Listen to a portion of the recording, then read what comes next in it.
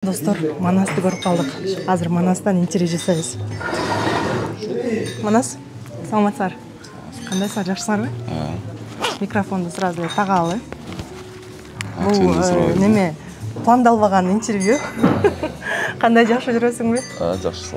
Биринчи эле суроом ушул болсунчу, Бойка жөнүндө көпчүлүк сурап атат. Ичи ооруп калды. Өлгөн үчүнбү? Ооба. Буга чейин ооруп жүрдү эле? Жок, ошондо эле сразу эле ооруп. Дарыласак болобу? Бойканын өлгөнүн өзүң көрдүң да? Жок, көрбөдүм. Жанында болдуң беле, болгон жоксуңбу? Окканда кандай болдуң? Жак болуп калды. Мен Ростовдо жүргөм да. Ошол жакта жүргөндө болду.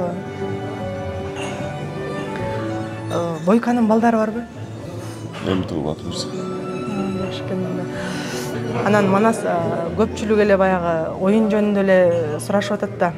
Силер деле оюнду күтүп атсаңар керек, Оюнду күтүп атканбыз, Башка спорттор деле күрөштө, бокста, олимпиада болот да, алар ошого максат коюп даярданат. Бизде улакчыларда, Кыргызстанда жылына 3 турнир болот, чоң турнирлерден 3 болот эле. Биз ошо 3 турнирге даярданып элек. Болбой калды. Ошону күтүп атабыз буюрса.